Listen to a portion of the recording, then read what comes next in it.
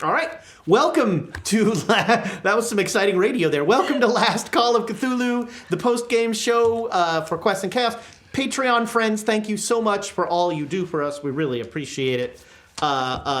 This was weird, so I couldn't not prepare. But like, this was the branching moment of the, I said before the show to these guys that this module kind of has the Baldur's Gate 2 framework, where it's like intro scenarios, and then you spread to like 4 different choices, and the choices are all going to happen. It's just the order you do them in, and it kind of doesn't matter. But it does matter, because then I'm like, which chapter do I need to read? Our choices don't matter. You heard it here first. That's just good role playing right there. There were some. So I had a why you when you were like trying to talk to them about getting the books and stuff, like. I love that you've got this character single-mindedness thing, like that for good and ill. Yes. Didn't really help you this time with Wong, but I thought that I really enjoyed that moment, and the bird. I was looking forward to the bird stuff the whole time, because he. I didn't do. There was some like, there was the raven might have come along if. It hadn't been killed. If it weren't dead. Was it a regular-sized raven, or was it a giant raven? It was a big bird, but it was not like it was not like a rock or anything. No, it wasn't extraordinary. It probably just felt massive in that tiny tunnel. Right, and coming at your face. Yeah. It's like I feel like that would have mattered for choosing where we went, because when it was describing I'm sorry, I had to point out, like, I took care of the animal problem. We don't have to worry about that now. Yeah. And then we got horses.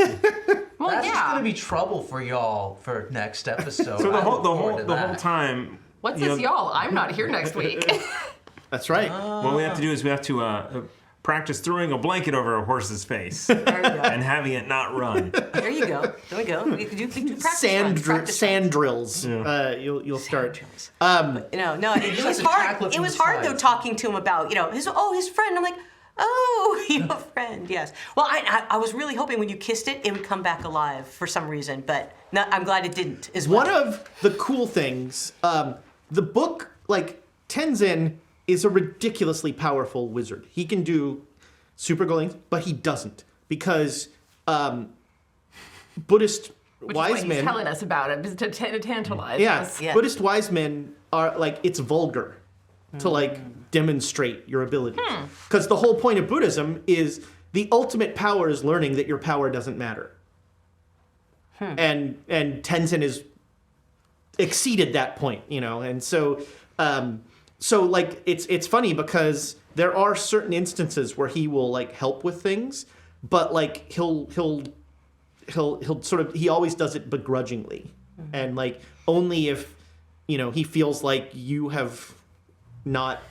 not going to be able to do it. So he's going to do it a lot. Yeah. It's funny because his name is Tenzin. I keep thinking it's Zen to 10. I keep thinking it's Tencent. I'm like, is he going to make some microprocessors or some SOCs? Apparently, it's a very common name in Tibet. Interesting. It's still, I was not aware. I get random pings from a company that I'm on like their internal server thing. I'm like, you have the wrong Thomas Cook. How many Thomas Cooks do you think there are?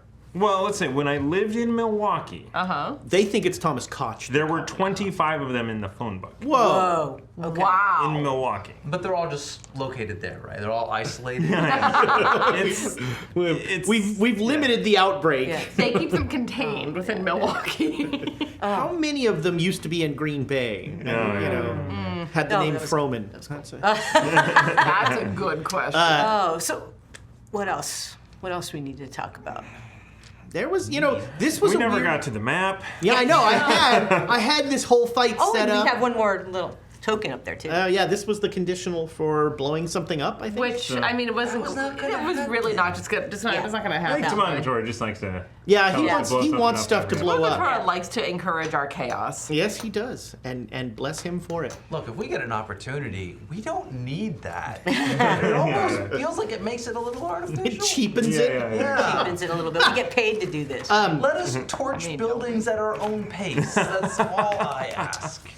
The karma track is very interesting. I'm interested to see where that goes. yes. You need to have like kind of nondescript categories for winners and losers. Like you're at the lead of like how you have for like mini golf, Right. Little things where it's like we can't tell if it's a good or bad thing, but I'm in the lead. So, I mean, and then I wanted to save Warner's life because I imagine he would have just been killed by the people there. Sooner or later. Anyways, And at some point, Wong was going to slit his throat. In the middle, yeah. Yeah. right? yeah. I mean, that is definitely a karmic, a good But thing. But okay, I didn't know. But I mean, I was it? saved Warner's life. Yeah, that was a bad thing. Oh, he's gonna go kill 30 people. almost. I mean, if Warner's probably not a mass murderer. You know, Yeah. Probably. he's a thief, probably, but he's not a mass murderer. But yeah, that is actually the module uses the example of there's a Buddhist tale of a ship captain who finds out that there is a thief on the ship who's going to kill everybody on the ship. And so he, despite being an ardent Buddhist who does not want to take damage any life, kills the bandit because the karmic balance is, it's better for one life to be gone than for 20 to be gone. That was an interesting. It actually made me think about like what's my character's moral framework, because I'm personally like, no, that's a horrible. What is that referred to as? When it's like the means don't matter, it's the ends. Yeah, that absolutism. hyper, like- It's absolutionism. Yeah, and I'm like, that's. But like, what's my character's and what is he doing with? Is he different than that? And I'm like, crap. I hope I don't have to think about that and come to a. Yeah, I mean, it's hard because, you get into the sliding doors thing of unless I know for sure that this guy's going to kill 20 people. Yeah. Then I don't know. Did I just do a good thing? I don't know. Yeah. But in the Buddhist sense, karma is not like a running tally. It's Unlike your unlike You're giving us very mixed messages which we have to gamify. But it's like it's at the sort of your karma is your accumulated lives, and every time if you did better, you're going to be reincarnated farther up, closer to enlightenment. And the final goal is if you reach total enlightenment, then you aren't reincarnated. You finally get to rest. Yes. And so that's that. For some people it's a metaphor, but for some people, especially in earlier times, it was how they literally viewed the world. And so this doesn't matter because I'm just going to be back. And so that's why he wasn't as upset about his friend. I'll see you again. And well, no, because it still matters, because if your goal is to, then like getting set back does matter. But it's not a setback. Death is not a setback. No, not death, but the things that happen within that life. if you're making mistakes, then your next that's right. life Yeah. is. So like how you conduct yourself still does. He's already made a colossal mistake by putting him in charge of Yeah, I was whatever going to this say, how does is. that affect his He's karma? he's going to be a snail next time. Yeah, I'm sitting over here with him being like, you need to have an innocent, holy person. And I'm like, you're not going to be innocent after spending a couple months. No, coming back as animal is a good outcome after interacting with us. You could end up in one of the hells and just be like, whoa, what have I done? Or as a germ. Yeah. Or maybe Tenzin will have a positive impact on all of you. Well, and it's interesting thinking about the killing thing, because Gwendolyn is very much not Susanna or Alexandria, where it's very much the only time that she's willing to kill is very much just self-defense, where it's like, you're trying to kill me, I would like to not die, so in that circumstance, but otherwise she doesn't go looking for it. And I mean, you're gonna, especially when you're dealing with non-Buddhists, there will be a lot of very violent people, and unfortunately they don't have a karma tracker, but Tenzin will still judge them appropriately. Well, He'll tisk. I'm trying to figure out what Eugene is. I mean, there's definitely, with your interest in feng shui and stuff like that, I could totally see you definitely having some Buddhist leanings. Yeah. Well, I mean, he's moving towards it because, I mean, basically, the other religions don't give him what he won't potentially give him what he wants. Right.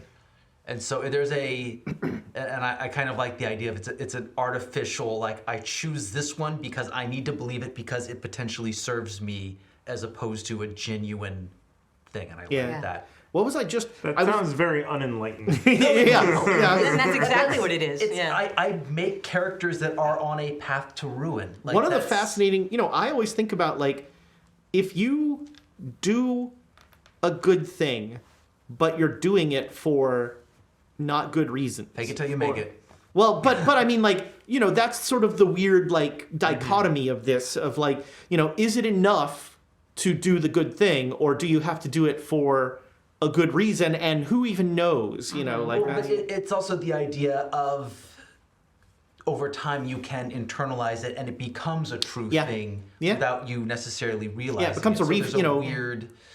Your reflex is like, oh, I should respond in this way. Yeah. And then you can also find, like, oh, I help these people, and start feeling a gratification, whereas before it was something self-serving. You're actually enjoying, like, oh, I actually like doing this for other people. So it's and this is where Helen's going to get this kind of thing, because she's been really fascinated with all the religion and all the things that people do and all that kind of stuff, but then how does that affect her? Mm-hmm. So that's kind of where I'm trying to go with that. Yeah. All right. Well, we've got a lot of theological discussions that are occurring now. So, Patreon friends, thank you so much for all you do for Quests and Chaos. We really appreciate it. Yeah. And we will see you next week. Goodbye, Patreon friends.